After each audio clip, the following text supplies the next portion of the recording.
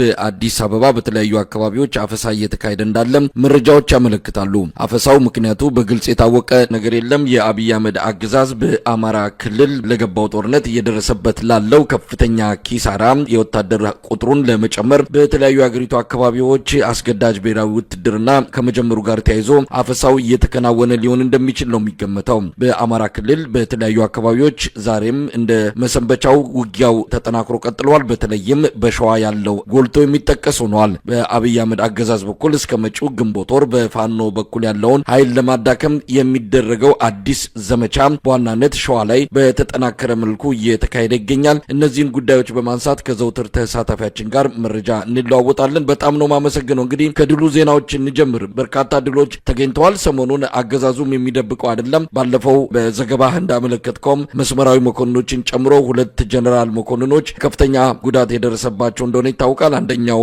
ተገድለዋል፣ ሌላኛው ከፍተኛ የመቁሰል አደጋ ደርሶባቸው ለከፍተኛ ሕክምና በሄሊኮፕተር መወሰዳቸው ተዘግቧል። ዛሬ በሸዋ አካባቢ ያለው የተጠናከረ ውጊያ ምናልባትም አገዛዙ ለአንዴና ለመጨረሻ ጊዜ እድሉን ለመሞከር እንደሆነ ነው የሚገመተው። ምንድነው ያለው በዛ አካባቢ በዛ ቀጠና ያለውን አጠቃላይ ሁኔታ መረጃውን ብታካፍልን። ከሰሞኑ የብልጽግና ከፍተኛ ወታደራዊ አመራሮች ተሰብስበው በፋኖ ኃይሎች ተይዞ የነበረውን አካባቢ ለማስለቀቅ ሙከራ አድርገው በበርካታ ቦታዎች ላይ ተመተው እንደተመለሱ ይታወቃል። አሁን ደግሞ ምናልባት በጥናት ላይ የተመሰረተ ይሁን አይሁን ባይታወቅም የፋኖ ኃይሎች በዋናነት መሪዎቹ ጀነራል ተፈራ ማሞን፣ ምሬ ወዳጆን እንዲሁም መከታው ማሞ ይገኙበታል በተባሉ አካባቢዎች ላይ ከፍተኛ የሆነ ጦር በማዝመት መሪዎቹ በመግደል ወይም በመያዝ ወይም በማቁሰል ያው እንደሚባለው እረኛው ምታው መንጋው ይበተናል የሚል አይነት ያለው ዘመቻ ከፍተዋል። ነገር ግን በተለይ በሰሜን ሸዋና አጎራባች በሆኑ የወሎና የጎጃም ቀጠናዎች ኢንተርኔትን እና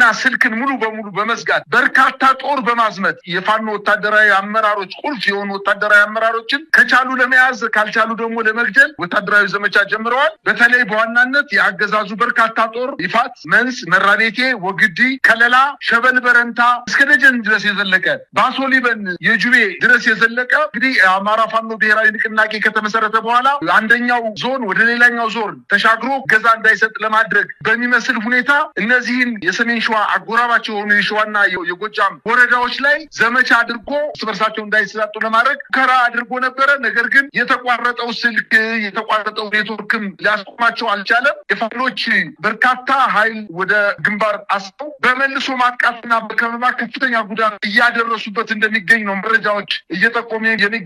እንግዲህ የሄደው አገዛዝ ጦር ከመቶ ተጨማሪ ኃይል እያጓጓዘ መሆኑ ሲታወቅ የፋኖ ኃይል ደግሞ ከተለያየ ቦታ ኃይሎቻቸውን ወደዚህ ከፍተኛ ውጊያ ወደ ተከሰተበት አካባቢ በማስጠጋትና በአንዳንድ ወታደራዊ ቀጠናዎችም ከበባና ቆረጣ በመፈጸም ጉዳት እያደረሱበት ነው የሚገኙት። ይህን ተከትሎ መሳይ እንግዲህ ከ3 ቀናት በፊት በወግዲ ወረዳ የፋኖ ኃይሎች አይቀጡ ቅጣት መጥተው በርካታ የአገዛዙን ጦር ወታደራዊ ጄኔራሎችን ጨምሮ ማቁሰል፣ መግደል፣ በርካታ ጦር ደግሞ መማረክ መቻላቸው ይታወቃል። እንግዲህ አሁን እንደተለመደው ከ35 በላይ ንጹሃንን በወግዲ ወረዳ ብቻ ጭካኔያዊ ተግባር ፈጽሞባቸዋል። 35 ንጹሃንን ገሏል። በሸዋም እንዲሁ እየተደገመ ነው። ምክንያቱም በሸዋም በወሎም በጎጃምም ዘመቻ ፈጽሞ ከፍተኛ ጉዳት ሲደርስበት በከተሞች ላይ በመግባት ሲቪሊያንን እየገደለ ነው። እንግዲህ በተለይ በወግዲ አካባቢ ከአንድ ቤተሰብ 5 ሰዎችን እንደገደለ መረጃዎች እያመላከቱ ነው የሚገኘው። ይሄ የመሸነፍ ምልክት እያሳየ እንደሆነ ነው መረዳት የሚቻለው። እንግዲህ አብይ ኮምቦልቻን በሚጎበኝበት በትናንትናውና በዛሬው ዕለት በወግዲ ወረዳ ከኮምቦልቻ ከተማ በቅርብ ርቀት የምትገኘው ኮምቦልቻ ከተማ ላይ ግን የፋኖ ኃይሎች ከፍተኛ ክሳራ አድርሰውበት በሲቪሎች ላይ ግድያ እየፈጸመ እንደሚገኝ ነው መረጃዎች የሚያመላክቱት። እንግዲህ በዚህ በሰሜን ሸዋ አካባቢ አሁን በጠቀስኳቸው ወረዳዎች 22 ጊዜ በዛሬው ዕለት 22 ጊዜ የሄሊኮፕተር በረራ በማድረግ ኮማንዶዎችን እያመላለሰ ነው የሚገኘው። እንግዲህ የሪፐብሊካን ጋርድና የአየር ወለድና ኮማንዶ አባላት ወደ ጦር ግንባር በማሰለፍ ልክ አዲስ ኃይልና በጣም ታዋቂ እንደሆኑ አድርጎ ለማሳየት ሙከራ እያደረገ ነው። የፋኖ ኃይሎች ግን አንድም ኢንች ከቦታቸው አልተነቃነቁም። እንዲያውም ይባስ ብሎ በተለይ በይፋትና መንዝ መራቤቴ ቀጠናዎች ላይ በጣም አይቀጡ ቅጣት እየቀጡት እንደሆነ ነው መረጃዎች እያመላከቱ የሚገኙት። በተመሳሳይ ዜና መሳይ የመይሳው ካሳ ኮር በተለይ በምዕራብ ጎንደር በቋራ አካባቢ ከጥር 28 እስከ ዛሬ ድረስ በጎንደር ለ4 ተከታታይ ቀናት በቋራ አካባቢ ከፍተኛ ውጊያ እየተደረገ ነው። በተለይ ቋራ አባድግሱ በሚባለው አካባቢ እንዲሁም ለቋራ ጎራባች የሆነ ወረዳ አለፋ ወረዳ ጋዝጌ የሚባለው በጣም ከፍተኛ የሆነ የፋኖ የሰራዊት ክምችት ያለበትን ቦታ ለመምታት እንዲሁም ከጎንደር ከተማ በጭልጋ አድርጎ ወደ መተማ ስንሄድ የምናገኛት የጀግኖች ሀገር አዳኝ ሀገር ጫቆ የተባለችው ነጋዴ ባህር ከተማ አቅራቢያ በጣም በርካታ ውጊያ ከተደረገ በኋላ በእነዚህ በሶስት ወረዳዎች ላይ በአራት ተከታታይ ቀናት በተደረገ ውጊያ ከ171 በላይ የአገዛዙን ጦር መደምሰሳቸውን የዛ አካባቢ የህዝብ ግንኙነት አስታውቋል። በተለይ በሌሊት በተፈጸመ ጥቃት ነው በርካታ ጉዳት የደረሰበት የአገዛዙ ጦር። የቋራው ትንቅንቅ አሁንም እንደቀጠለ ነው። እንግዲህ እነሱ ወደ ቋራ አካባቢ እንቅስቃሴ ሲያደርጉ የፋኖ ኃይሎች ደግሞ በዚህ በምንጃር በሸንኮራ እና በሞጆ አካባቢ አሁንም ከፍተኛ ሰራዊታቸውን አስጠግተው ወደ ጥቃት ለመሄድ እንቅስቃሴ እያደረጉ እንደሆነ ነው መረጃዎች እያመላክቱ የሚገኙት። እንግዲህ በጎጃም በእናርጅና እናውጋ ወረዳ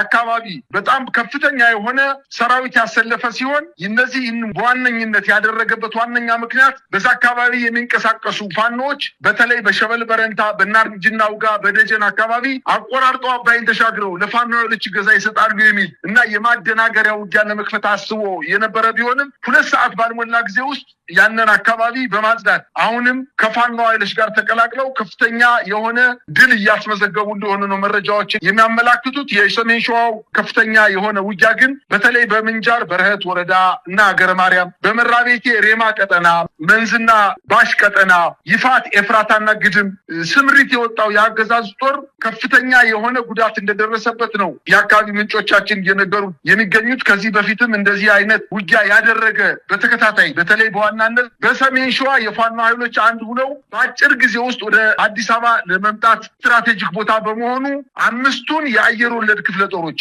በዛ አካባቢ በማሰለፍ ለመግታት ከፍተኛ ጥረት እያደረገ ነው። ነገር ግን የፋኖ ኃይሎች ቦታቸውን እስካሁን ድረስ እንደያዙና በአንዳንድ ቦታ ላይም የመልሶ ማጥቃት በማድረግ ከፍተኛ ድል እየተጎናጸፉ እንደሚገኙ ነው መረጃዎች የሚያመላክቱት። እንግዲህ ብር አዳማ ከምትባለው እንዲሁ የቋሪት ወረዳ በገበዘ ማርያም አቅራቢያ የምትገኝ ቋሪት ወረዳ በርካታ የአገዛዙ ጦር ምሽግ አድርጎ ወደ ሰከላ፣ ወደ አዴት፣ ወደ ደጋዳሞት፣ ወደ ቋሪት እና ወደ ጃቢ ጠናን አካባቢ አማካኝ የሆነች ቦታ ነች። በዚች ብር አዳማ በተባለች ከተማ ላይ የፋኖ ኃይሎች በአራት አቅጣጫ በከተማው የሚገኘውን የአገዛዙ ጦር በመምታት ወደ ገበዘ ማርያም ከተማ እንዲሸሽ አድርገውታል። በተለይ ይሄ በዋናኝነት የተፈጸመው ደግሞ እነሱ ብር አዳማ ላይ ምሽግ ሰርተው እነዚህ 4 ወረዳዎች እንዳይገናኙ ለማድረግ ሙከራ ያደረጉ ቢሆንም የፋኖ ኃይሎች የሚኒሻ ኃላፊውን ወደ ከተማው ገበዘ ማርያም በመግባት ዋና አስገዳይ ጦር መሪ የነበረውን የዛን አካባቢ የሚኒሻ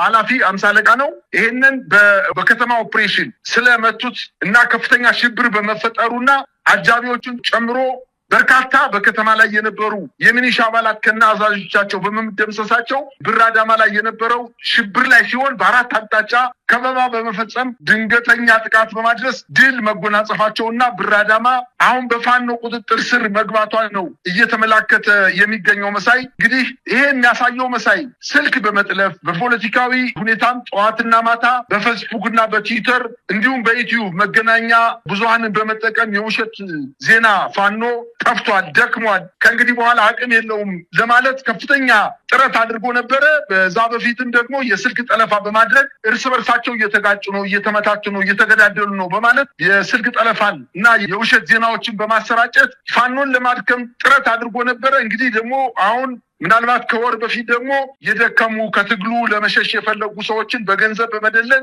ወደ ከተማ እንዲመጡ በማድረግ እነዚህን ሰዎች ከፍተኛ ገንዘብ መድቦ እና ጥቅም በመስጠትና በመደለል ወደ ከተማ አስገብቶ እነዛን መስክ ላይ ያሉ የፋኖ ጠንካራ ታጋዮችን ለመሳብ ከፍተኛ ጥረት አድርጎ ያልተሳካለት የአገዛዝ ጦር አሁን ደግሞ ሰርጎ ገቦችን ተጠቅሞ የፋኖ አመራሮችን ለመምታት በጣም ከፍተኛ የሆነ የድሮን አሰሳ፣ የሄሊኮፕተር አሰሳ በአንዳንድ ቦታ ላይም የሚግ አሰሳ እየተደረገ እንደሆነ ነው መረጃዎች የሚያመላክቱት። ነገር ግን የፋኖ ኃይሎች አሁንም በዚህ ከፍተኛ መልሶ ማጥቃት እያደረጉ እንደሆነ ነው። በተለይ በአማራ ክልል ለ11ኛ ጊዜ ዘመቻ ማወጁንና ሁሉም መንገዶችን ተጠቅሞ የፋኖ ኃይሎችን ወደ አዲስ አበባ የሚያደርጉትን ጉዞ ለማስቆም በርካታ እንቅስቃሴ እያደረገ እንደሚገኝ ነው መረጃዎች የሚያመላክቱት። መሳይ